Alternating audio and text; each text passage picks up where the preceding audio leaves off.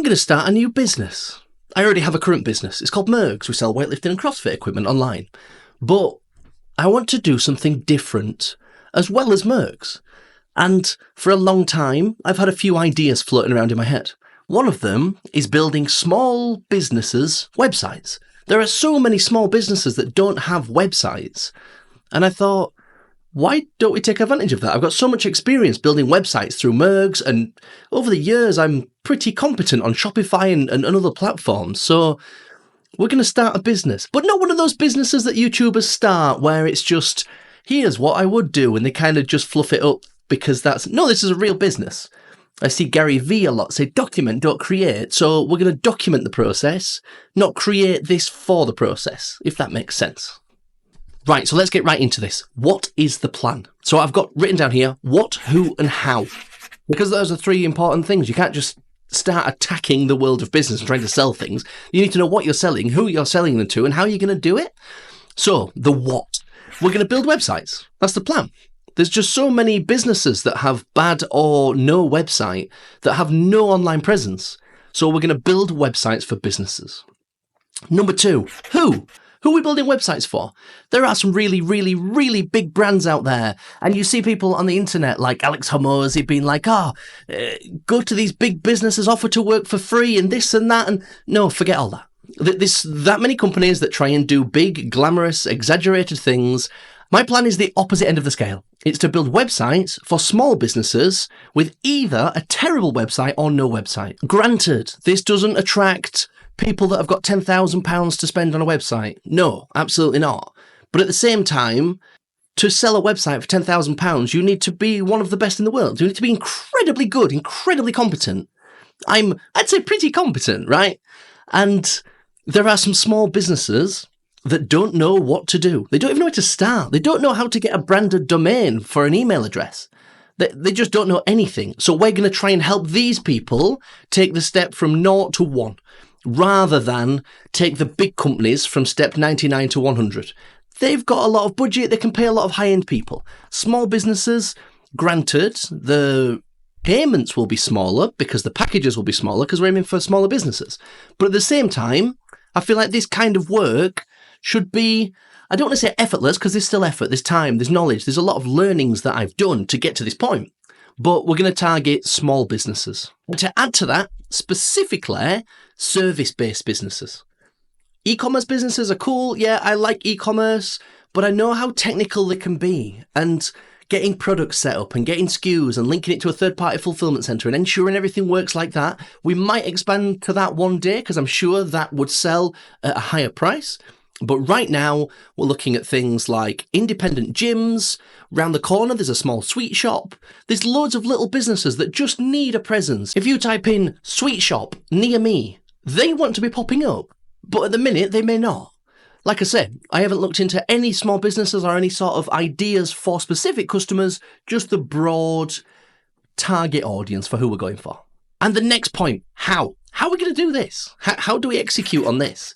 Like I say, there'll be some people that dive in and they say, right, I need to take on these jobs and then outsource them to cheaper countries like Pakistan and India and places where they'll work for less. That's not the plan. The plan is to be the solution. I'm going to do it. You know, that's the goal. I want the USP, the unique selling point, to be, look, this is made by me. If you have an issue, communication to me is so easy. You send me a text or an email or, you know, if it's local customers, I'll pop in. We'll spend some time together. So that's part of my unique selling point is the service and the person that they're going to be working with. It's not a company, it's not a corporation. This always happens. You sign up with a company to do something and you get the onboarding guy who's super friendly, who gets you through the door, gets you set up, and then he fobs you off because he's the salesman. And then you get landed with some account manager and you're like, I can't believe that this isn't what we started with. No, it's not. So that's not the plan. The plan is to be a small business helping small businesses. The next thing to do that I'm thinking, like I say, this is not a scripted video. This is me genuinely starting a business, so just bear that in mind. The next step, what are we going to offer to these potential customers? What might they need? What's suitable? What sort of budgets are they working with?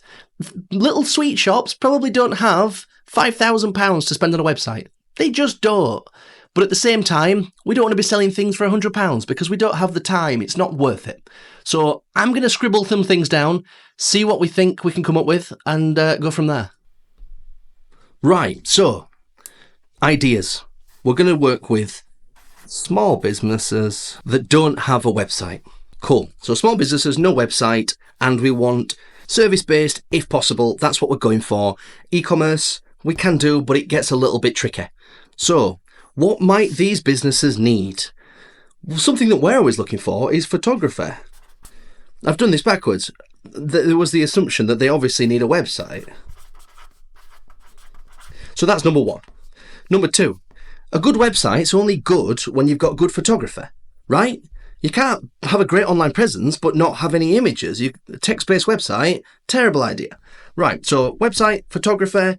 3, what else might they need? Marketing. Marketing, because if you're not selling things, then nobody's coming in the door, which doesn't pay for anything else. Marketing's massive. But that could also tie into consulting. They might not know where to start or what to do or how to grow their sales. Don't forget, you don't have to be the world's best to be able to teach other people about things. You just need to be slightly in front of them. Be a guide, not a guru. I'm not claiming to be making 100 million a month, but if there's a small business that's doing £1,000 a month and they want to get to 10, I've done it. You know, like past that. So we can get little businesses from nowhere to somewhere. So this is going to be the first point of call, website. But how do we sell someone on a website? We need a website, okay? So to get a website, we need some other things first. We need a brand name, and a logo. They're 2 really good places to start. A brand name and a logo. They're some things that we need to kick things off. So we will start with that. This is number 1. Right, let's do it. Right, the next thing that's required is a brand name. I'm a massive fan of very short, simple brand names. If I tell you the name of my brand and you can't even find it from typing it into Google, how are we going to get anywhere? You might think, oh, it can't be that hard to spell things. No, there's some really complex names out there that are not necessarily obvious, or they're spelt in a funny way. And I don't like all that. I want something that's very obvious, like Mergs. You might put MERGS, but you're 4/5 of the way there.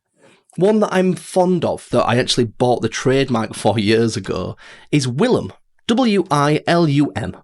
Why? Well, as a kid, my dad used to call me Willum, because my middle name's William. So I just got an abbreviation of Will, Willum, Willie.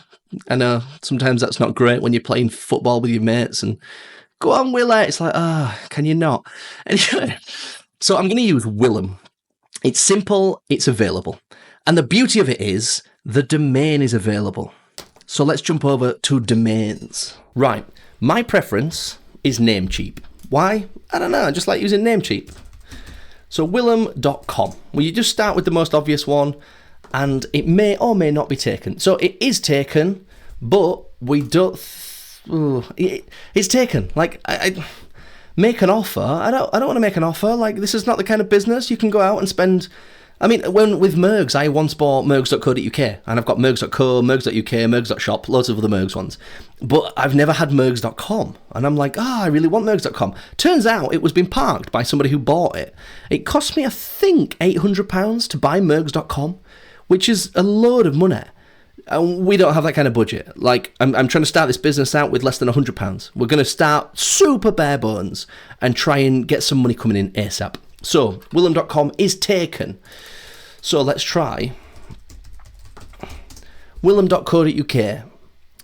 And this, it registered in 2020. The thing is with that was by me. I registered this in 2020. So this is a domain. I bought it years ago, literally having no idea what to use it for. I just liked it. It was short, it was easy to spell. I searched through all the trademark registries. There was nothing. There's nothing available. No, there's no other brands called Willum. There's no trademarks. So I bought the URL, willum.co.uk, and then I bought the trademark at the same time. I thought, right, let's get them both, get it locked in. Right, now time for some branding. Because you've got a brand name, but you don't have branding yet. Even brands that only use their name, like Sainsbury's in the UK, giant supermarket, You see that written out a lot, but they've still got little brandings and Amazon. Perfect. You see the word Amazon, but they've got the little tick for the smile with the arrow, and they've got all that. So I'm kind of thinking we need to find a font, and this tends to be where I start. And I tend to write the font out in 3 different ways. Every way that it might be seen. Because sometimes things look really good in caps and they look terrible in lowercase, but it needs to suit everything, right? It needs to be... There we go. So we've got a few Willems written down now. First thing, let's pick a font. So this font, whatever it is, Calibri, it's kind of boring. It's kind of mid. I use Montserrat with Mergs and really like that font. It looks okay in thin with a bolder font. It looks okay, but maybe not what I'm going for. It's really subjective, is this as well, because you'll realise that there's loads of different ways to... There we go, audio wide. There's loads of different ways to do this. There's no right or wrong way. It's all personal preference. It's all down to you. It's not one size fits all. You can't just... I can't say, here, do it like this, because there's just so many versions and variations of everything that, you know, sometimes not everything works for everyone. At the minute, I'm really liking this one, this second one here. The W looks a little weird in the lowercase, and there's a little bit of a funny gap on the M, but that looks really nice. Let's just try a few more. If you highlight that, you can just go up and down and scroll through them, and it just makes it slightly easier to find what you're looking for. Because especially when you don't know what you're looking for, that's quite a neat one, but very similar-ish to the top, just not quite as thick. Going off these ones, I really like this one. That's a font I nearly used with Mergs years ago called Audio Wide. I think that looks fantastic. So let's just get rid of this bit for now. Get rid of that for now. We're just going to double down on this bit. Right, at this point, I'm quite happy with that for the logo. You'll be watching this video and you'll be like, wow, he's flying through this. This is not the normal amount of time to do this. I've got a lot of ideas in my head, this fonts that I've had in mind from years ago. This is what happens when you start running your own business. You just get into business. So I'm always mindful of future potential things. Like I say, I don't know that this is the right decision, but sometimes you've just got to try your best and give it a shot. One thing that I don't like is the M. You see that weird little notch? So all we're going to do is we're just going to fill that in with the exact same colour. Maybe you can. There we go. That's much better. Yeah, it's a bit thinner and a bit thinner there, but reading it as a letter, that's absolutely fine. So, with Mergs, I use a black and white colour scheme, and I think the contrast looks really good. I mean, that's quite a good example of the logo that I currently use. It's quite bold, it's quite in your face. I want something a bit more technology-based, or just something a bit different. You know, I've got a bit of OCD, and I tend to stick at the things I know. So I'm like, right, outside the box. Oh, right. Because we've got those two, we'll merge those two layers so they don't move. Now that's just one single piece. So when we colour this, we can do anything we want with it. Double click on it, colour overlay. White, no good. And then sometimes I just go through and I pick colours. Just pick one out and just see what it looks like. That's quite a nice colour. I'm not sure I'm going for red though. There's a little bit of science behind colours and what they mean, and red can be passionate or aggressive, and I'm not really into that. To me, it's similar to star signs, but we're just going to go through a few different colours. I'm thinking maybe a two-tone on this one. I'm thinking we go for 2 different colours. So I'm going to do some experimenting and see what we come up with. Right. So I came across these two. I really like the blue, but we use a lot of blue in Mergs. That's one of our primary colours. So the blue, I'm just fond of. Blue just seems to be a nice colour. And then I wanted something that contrasted into the blue. So rather than using a colour overlay like this one, we've gone for a gradient overlay. It's not too technical or too fancy, but you come into here, you click on that, and then you can go through and you can select where you want the colour to blend and how you want it to blend. If I just move this out the way, you'll be able to see how the Willem logo changes in colour, because you can change the tightness of the blend where you want it. I found that I just threw it in at like 3/4 and 1/4, and it just seemed to look really nice. There's enough of a contrast. If you put them all the way to the edges, as much as the colours are nice, they just blend so perfectly. You can barely tell the separation. but 25% and 75 seem to just fit nice and look the part. So let's go for that. And like I say, you can change your logo at any time, you can change your colours at any time, but that just looks neat. And sometimes when you strike gold and you think, well, that looks good, maybe that's good, maybe that's it. You know, don't get me wrong. Sometimes you pick a thing, you ask someone else and they're like, ugh, and it can throw you off. You know, that's entirely up to you whether you stick with that or not. So we've got a logo. What's next?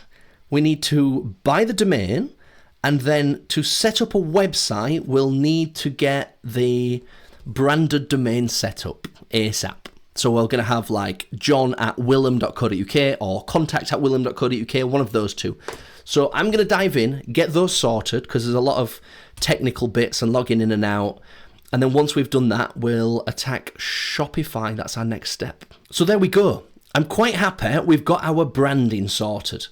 Don't get me wrong, do we need a logo? Well, not really, given what we're doing. If it was an item of clothing, like a Gymshark logo, sometimes a logo works really well. But for us, it's a service-based business. We're going to be driving customers to our website to then sell them on a service. So our products don't necessarily need to have a logo, but you do need some branding. It helps tie in with colour schemes as well. What I will do while we're here is I'll just grab the colours, because we will use these later. So if we go onto that, click on that little colour, click on blue, and we want that bit at the bottom. So get out of all that. So blue is that. And the font, as much as I do like it, it is quite hard to read. So we've got that. Perfect. Copy and paste. Because then we need to find what the purple is. Gradient overlay, come back in, click on that. Purple, colour. And then that as well. So we've got that and that. Now we've got the colour codes. There are base colour codes. We're going to use black and white and all the basic colours. We might pick some accents as well. But for today, for right now, we've made a start. We know what we're doing, we know who we're doing it to, and we know what's next. Next is a domain. We want contact@willam.co.uk or john@willam.co.uk. It looks professional, and then we'll use that to set up our website. And then everything's tied into the same thing. You don't have a personal email in your Shopify website and all this sort of... No, we'll try and do it in a logical order. And in the next episode, we'll be setting up the domain and getting the email address. Right, I'm going to get back to work. I think you should too. And I'll catch you guys in the next video.